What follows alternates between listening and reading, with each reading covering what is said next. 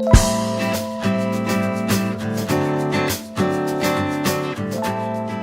vacances se poursuivent au cœur du Tarn-et-Garonne. Dans cet épisode, je vous fais découvrir un village magnifique dont son histoire est plutôt étonnante.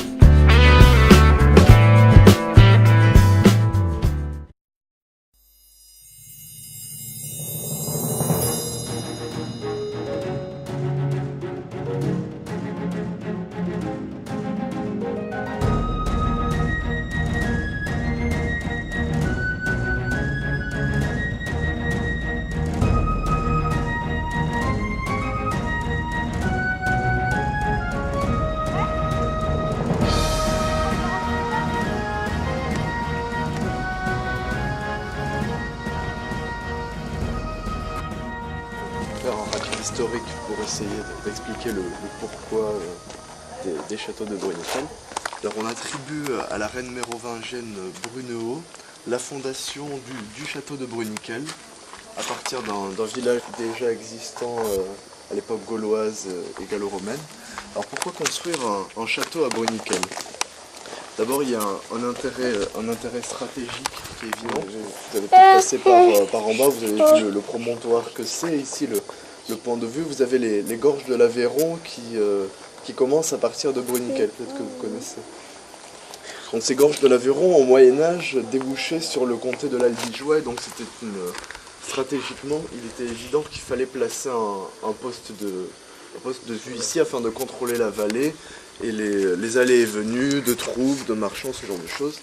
Et bien sûr, il s'agissait de garder une emprise sur le village de Bruniquel d'autre part, puisqu'il faut savoir qu'au Moyen-Âge, le village de Bruniquel est un village particulièrement florissant et prospère.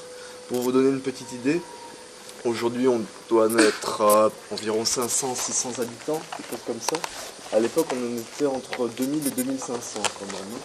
Donc c'était surtout un carrefour commercial reconnu au niveau régional, notamment au niveau du commerce du safran. Parce que vous savez qu'on cultivait le safran dans le sud-ouest avec la fleur du crocus. Et comme tous les épices au Moyen-Âge, c'était hors de prix, et les châtelains, les vicomtes de Bruniquel faisaient fortune grâce à ce commerce. Ce château donc, et ce grand village prospèrent tout au long du Moyen-Âge, et notamment puisqu'ils se soumettent dès le Xe siècle à la protection du comte de Toulouse. Le château devient propriété de la famille du comte de Toulouse, et c'est pour ça que Bruniquel n'a pas vraiment été attaqué au Moyen-Âge, c'est-à-dire que le comté de Toulouse, dans la région, était surpuissant et personne n'allait attaquer une de ses propriétés, vous vous en doutez bien. L'histoire se complique à la fin du XVe siècle, puisque vous aviez un vieux vicomte qui a un problème avec son descendant légitime. Donc selon la légende, il aurait eu une aventure avec une roturière du village. Vous savez bien qu'à l'époque ça ne se faisait pas, surtout pour un fils de vicomte. Et donc ce vieux vicomte, il va prendre une décision qui sera lourde de conséquences, c'est-à-dire qu'il décide de déshériter son fils au profit d'un cousin, Maffre de Comminges, une branche cadette de la famille. Le fils décide d'intenter un procès à son père qui va durer 15 ans, dans lequel il va essayer de le faire passer pour fou. Finalement, ce petit va le perdre, ce procès, en partie, ce qui fait que ce cousin, Maffre de Comminges, va hériter de la partie est des terres du château, donc la partie est du promontoire. Et donc il va construire son propre château entre 1485 et 1710, donc celui qu'on appelle aujourd'hui le château jeune. Vous avez deux vicomtes de Bruniquel avec deux châteaux différents et donc deux familles pour un même village. Donc deux familles, vous vous en doutez bien, qui ne s'entendent pas du tout. Et donc une querelle qui débouchera même sur une guerre, puisque vous savez que donc dans le sud-ouest on a particulièrement subi les guerres de religion entre catholiques et protestants. Et particulièrement ici, parce que vous savez que Montauban était un fief protestant particulièrement.